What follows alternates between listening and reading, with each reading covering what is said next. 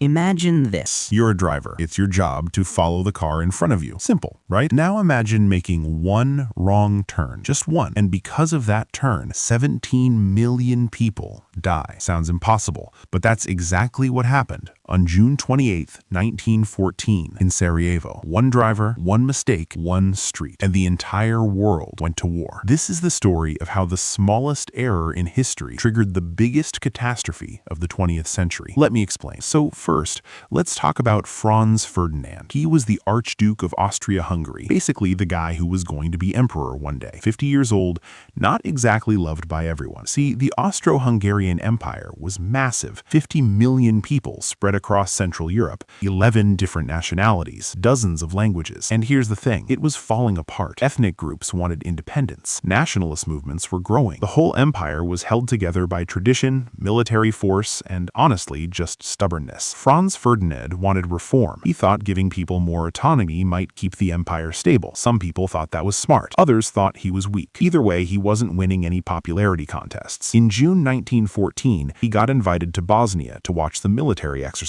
Bosnia had just been annexed by Austria-Hungary a few years earlier, and let's just say the locals weren't thrilled about it. The visit was scheduled for June 28th. Now here's where it gets interesting. June 28th was Vidovdan, a major Serbian national holiday. It commemorates a historic battle from way back in 1389. Choosing that day to visit that was either incredibly tone-deaf or intentionally provocative. Probably both, but Franz Ferdinand went anyway. Meanwhile, in Belgrade, a group called the Black Hand was making plans. They were Serbian nationalists. Their goal? Get Austria-Hungary out of the Balkans. Unite all South Slavic people under one banner. And they'd decided that killing Franz Ferdinand would help achieve that. So they recruited 6 young guys. Most of them were teenagers or in their early 20s. Students, radicals, true believers. The main one you need to know is Gavrilo Princip, 19 years old, skinny, sick with tuberculosis, passionate about the cause. They gave him and the others bombs, pistols, and cyanide capsules, just in case things went wrong and they needed a way out. The plan was simple. Spread out along the Apple Quay, the main road the Archduke's motorcade would take. Wait for the cars to pass and kill Franz Ferdinand. They traveled to Sarajevo separately, got into position, and waited. June 28th morning, Franz Ferdinand and his wife Sophie arrived by train. They got into an open-topped car because apparently security wasn't a huge concern. The motorcade started rolling through the city towards City Hall. The first assassin chickened out, didn't do anything, but the second guy, Nedeljko Čebrinović, didn't hesitate. He grabbed a bomb, pulled the pin, and threw it at the Archduke's car. Franz Ferdinand saw it coming. He actually raised his arm and knocked it away. The bomb bounced off the car, hit the street, and exploded under the vehicle behind them. 2 officers got hurt, some bystanders caught shrapnel. Čebrinović swallowed his cyanide pill and jumped into the river. Here's the thing, the cyanide was old.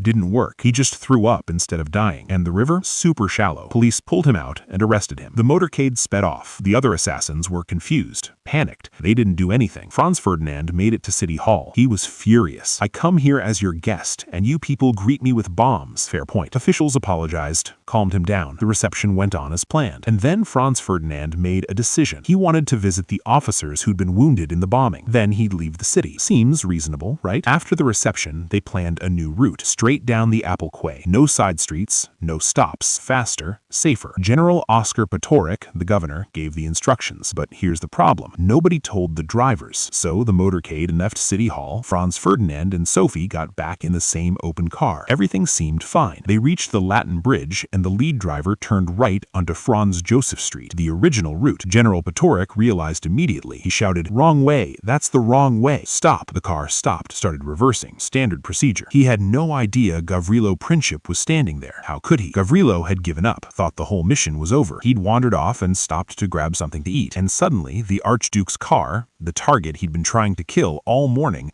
was sitting 5 feet in front of him. Stopped, stationary, wide open. Princip pulled out his pistol. He fired twice. First bullet hit Sophie in the stomach. Second one struck Franz Ferdinand in the neck, cutting his jugular. Sophie collapsed onto her husband. Franz Ferdinand whispered, "Sophie, don't die. Stay alive for our children." They were both dead within minutes. Princip tried to shoot himself, but people in the crowd grabbed him. He swallowed his cyanide capsule, same result as before, just vomited. Police arrested him on the spot. One wrong turn. That's all it took. The car stopped exactly where the one remaining assassin happened to be standing. Pure luck, or the worst luck imaginable depending on how you look at it. So what happened next? Austria-Hungary was outraged. They blamed Serbia. And honestly, they weren't completely wrong. The Black Hand did have ties to Serbian military intelligence, but the Serbian government denied any involvement. Austria-Hungary issued an ultimatum, 10 demands. Serbia had 48 hours to accept all of them. Serbia agreed to most of them, but not all. And that wasn't good enough. On July 28th, exactly a month after the assassination,